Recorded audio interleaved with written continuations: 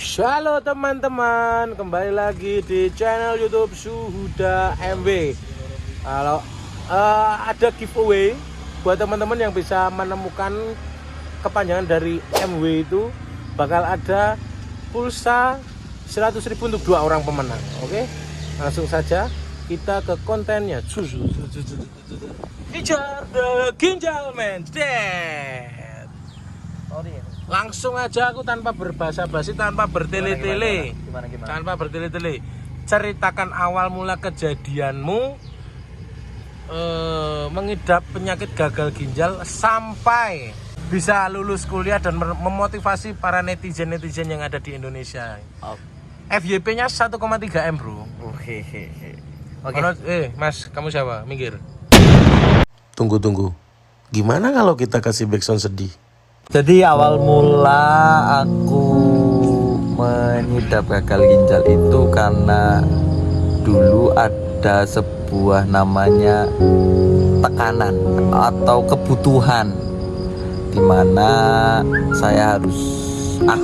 aku tuh harus cari uang sendiri untuk biaya kehidupan sehari-hari, bahkan untuk sedikit tambahan untuk biaya kuliah. Dan di situ saya memiliki skill tuh sebagai driver. Nah, karena kemampuan itu saya menjadi driver luar kota, menjadi driver antar kota, menjadi driver dalam kota, sembari kuliah dan juga berorganisasi di kampus. Nah, mungkin karena pola hidup saya yang memang tidak sehat pada saat itu, saya harus luar kota, harus meminum atau mengkonsumsi minuman yang berenergi yang ya itulah mereknya itu buat menambah stamina ketika saya menjadi driver. Karena saya sadar diri saya orang yang tidak terlalu kaya dan juga orang yang cukup. Nah, saya ingin berusaha mandiri seperti itu. Jadi akhirnya saya terkena gagal ginjal di tahun 2019 akhir, tepatnya di bulan Desember, tanggalnya saya lupa. Itu saya didiagnosa. Saya ada motor lewat. Oh iya, ada motor lewat. Ini kita syuting di depan sekretariatan UKM Sik Dewantara. Sedang menjadi alumni dia sekarang. Saat itu saya di bulan Desember tahun 2019 itu kan saya kuliah di Jogja. Saya itu habis nyupir dari luar kota, terus pulangnya nge-MC. Nah, selesai nge-MC saya mau pulang ke kampung halaman di Pemalang. Nah, di perjalanan itu saya biasa-biasa aja. Nah, sampainya di rumah tuh saya merasakan pusing sampainya 3 hari. Nah, di hari ketiga itu saya sampai nggak bisa bangun karena saking pusingnya, dan akhirnya saya dibawa ke rumah sakit. Nah, ya karena saat itu saya di rumah 3 hari pusing. Di hari ketiga itu saya nggak bisa bangun, dan akhirnya saya mengeluarkan air kencing saya di kasur karena memang kondisi saat itu saya benar-benar lemes dan pusing. Nah, akhirnya saat itu ibu saya mendekati saya karena pada saat itu saya minta dibuatkan mie rebus untuk makan. Pada saat ibu saya mengantarkan mie rebus, dia mencoba membangunkan saya, tapi yang dia sentuh celana saya yang basah. Akhirnya dia panik.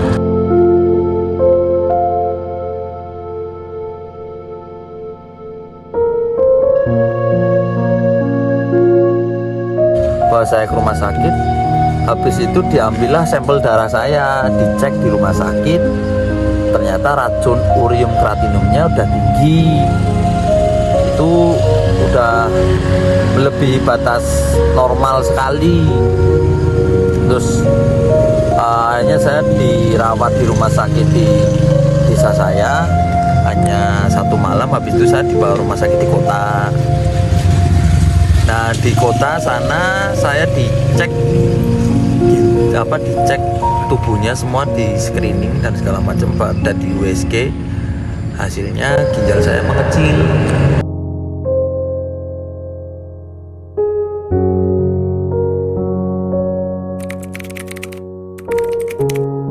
Kondisi tubuh saya masih lemas.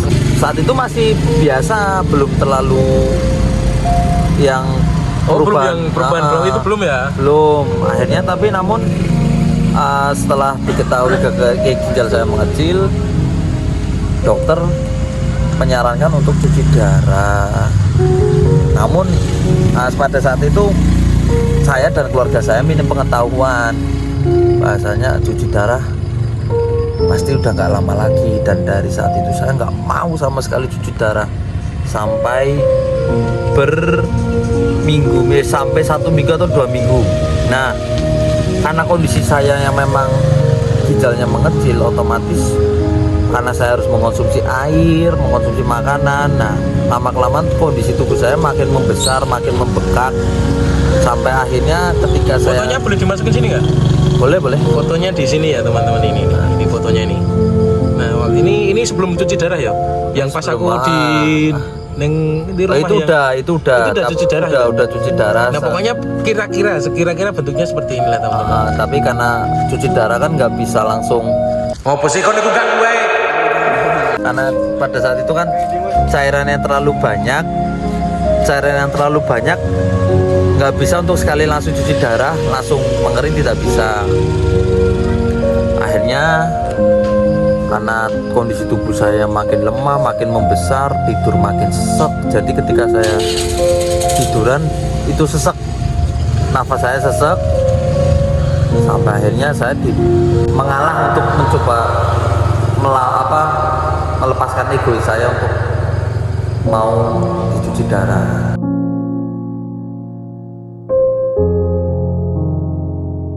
Cuci darah lah untuk yang pertama kali.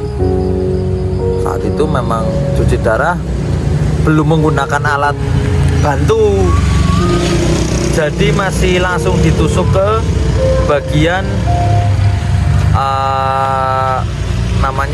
di bagian kaki. Mana? Di bagian mana? Di bagian sini. Oh, selangkangan. Nah, itu sakit, teramat sakit. Akhirnya saya mulai cuci darah rutin dan dipasanglah HD CAT yang di sini. HD CAT di sini.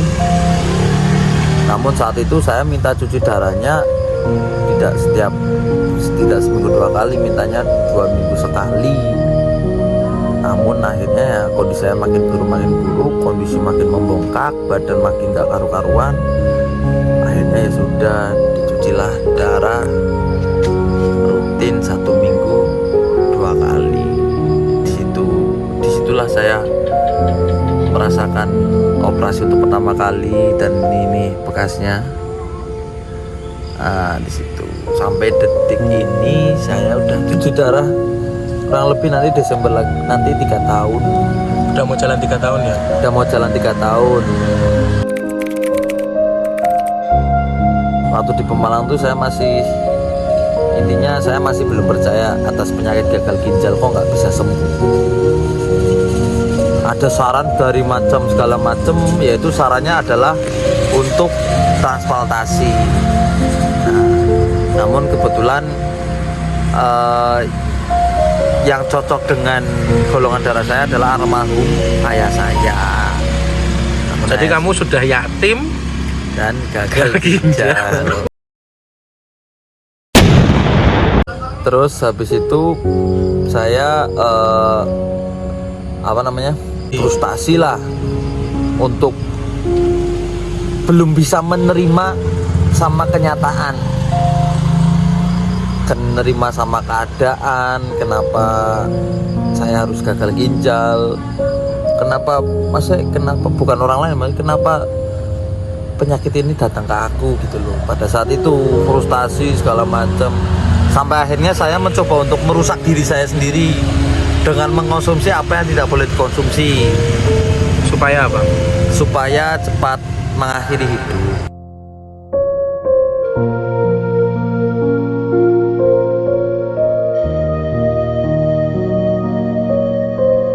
karena hidup ini buat apa kalau saya sakit? Impian saya yang saya bangun selama ini saat kuliah, sampainya nanti saya mau tua tuh udah saya rancang, tapi hancur seketika ketika saya sakit. Ya saat itu akhirnya saya sampai ditinggal pasangan saya tanpa alasan. Kedua, saya malas untuk melanjutkan kuliah karena untuk apa saya lulus tapi kalau saya sakit, seperti itu. Jadi titik frustasinya saya harus melawan atas saya belum menerima atas penyakit ini itu sampai hampir 2 tahun. Hampir 2 tahun saya belum bisa menerima penyakit ini. Saya mencoba untuk merusak diri saya lah, sampai akhirnya saya operasi usus buntu, diberi kesembuhan, operasi usus lagi 2 kali ya itu ya? 2 kali operasi usus sampai saya masuk ruang ICU selama 5 hari, tapi saya masih diberi kesempatan. Oh ya berarti saya masih diberi kehidupan. Nah setelah itu yang menjadi motivasi saya adalah ibu saya. Saya nggak mau dong, maksudnya mengecewakan dia karena kuliah saya nggak selesai seperti itu. Namun tapi akhirnya ya dengan rasa tanggung jawab saya, terus juga motivasi dari teman-temanku semua, dari lingkungan, memotivasi bahasanya semua itu masih bisa ditangani, semua itu masih bisa cari solusi, semua itu masih bisa diperbaiki. Seperti itu akhirnya saya mencoba untuk mengerjakan tugas akhir saya sampai saya selesai dengan saya bekerja menjadi kru band, menjadi ngisi reguleran di kafe atau sebagai penjaga kos, terus atau menjadi MC. Jadi semua saya lakukan selagi saya masih bisa, apapun saya lakukan, karena hidup itu juga perlu perjuangan gitu. Nah akhirnya setelah saya lulus ini jalan kembali kebuka, pekerjaan ada, terus lingkungan semakin mensupport keadaan saya, dan saya mulai mencoba berdamai dengan penyakit ini dengan cara anggaplah penyakit ini sebagai teman. Cuma ya saya cuma berpikiran gini, bedanya saya dengan orang sehat adalah mereka tidak tergantungan dengan mesin, saya harus tergantungan dengan mesin, seperti itu aja. Sekarang mencoba memperbaiki hidup, pola hidup dirubah, terus manajemen waktu dirubah. Intinya berdamailah dengan masalah tersebut. Aku pernah dapat quote kayak gini, jika apa yang kamu sukai tidak terjadi, maka senangilah yang terjadi. Nah seperti itu. Jika aku tidak bisa sukses dengan impianku dulu, ya maka apa yang terjadi yang sekarang yang aku senangi, biar tidak menjadi beban. Seperti itu sih. Makanya sekarang puji Tuhannya sudah lulus, sudah mendapat pekerjaan,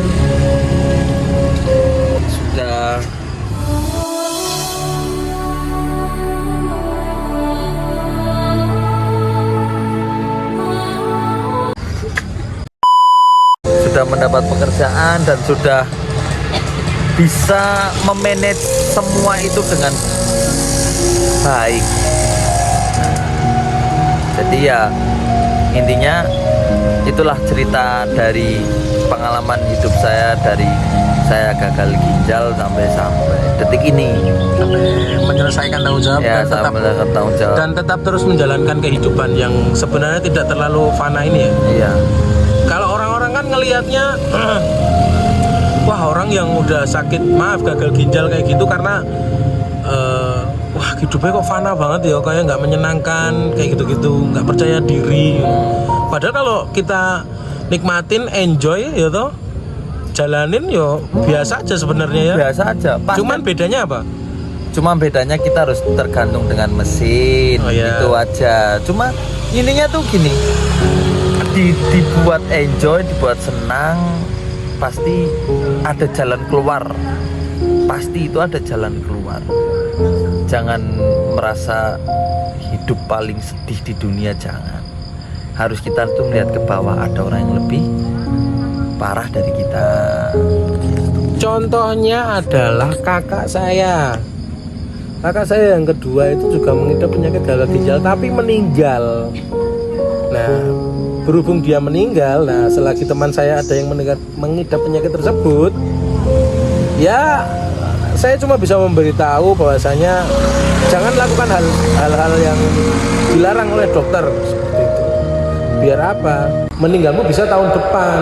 Matamu picek itu. Matamu picek. Atau tahun depannya lagi, atau tahun depannya lagi, kayak gitu loh. Sebenarnya memperlama ya. Iya. Memperlama. Biar bisa masih tetap bisa berproses. Ya. Itu. Seperti kata-katanya Panji Pragiwaksono, dia pernah bilang kayak gini di stand up-nya tuh bahwasanya ketika diri saya tahu mau meninggal, apa yang saya sesali yaitu tidak ada, karena apa yang saya kepengin, apa yang saya inginkan tuh sudah tercapai, seperti itu. Jadi ketika pun nanti saya meninggal, saya tidak Lo, kok musik sedihnya nggak ada? Musik aktif. menyesal karena saya belum lulus, dan saya merasa bahagia apabila nanti meninggal karena saya sudah lulus, saya sudah berjuang menjadi manusia, saya sudah berjuang untuk menjadi laki-laki seutuhnya gitu. Jadi jangan merasa terbebani oleh keadaan gitu sih. Entah apapun itu ya.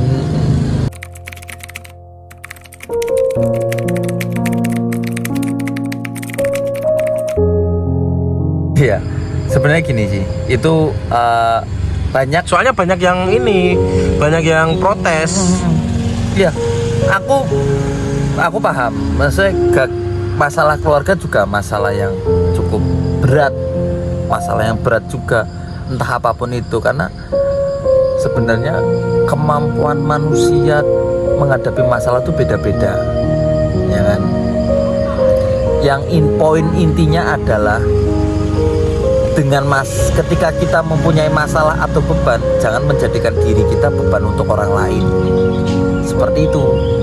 Jadi intinya ketika semua punya masalah, pasti semua orang punya masalah. Cuma cara kita menyikapinya gimana. Jangan sampai kita menyelesaikan masalah dengan masalah. Seperti itu, karena tidak akan selesai. Intinya kita coba untuk berdamai dengan masalah tersebut, cari solusi, selesaikan.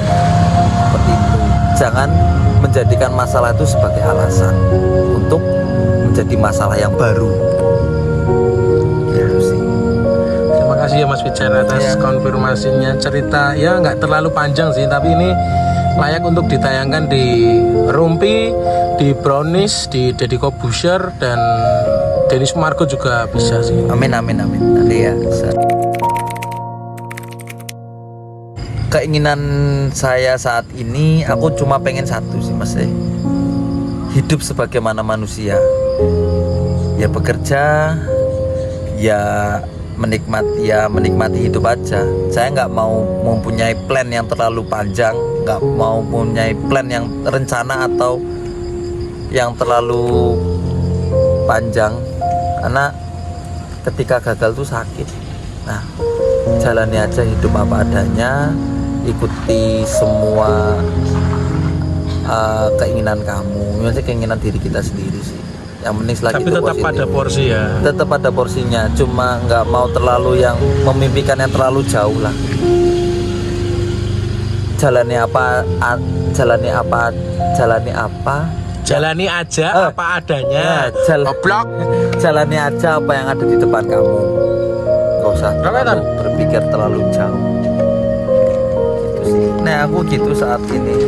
Karena kita nggak tahu ke depannya. Ngerokok nggak? Enggak. Ngerokok aja. Enggak. Lah yang sakit kan ginjalnya, paru-parunya tetap sehat kan? Paru-parunya masih saya jaga. Tujuanku ke depan ya ikuti arus lah. Tetap berproses, tetap tetap melakukan hobi. Karena biar nggak stres. Urip wis gagal kok, Arab stres. Urip gagal ginjal kok Arab stres. Rugi. Iya. Rugi nanti rugi. Rugi diri sendiri, Iya. ngerugiin orang lain, gitu. Masuk rumah sakit lagi, yang ngerugiin orang tuamu, keluar biaya. Ya walaupun kamu anak pungut kan sebenarnya enggak ya? Enggak. Kan nemu anak. Ya udah, makasih ya Mas Ujar ya Oke, atas infonya ya. Ngerokok sih lah. Yeah.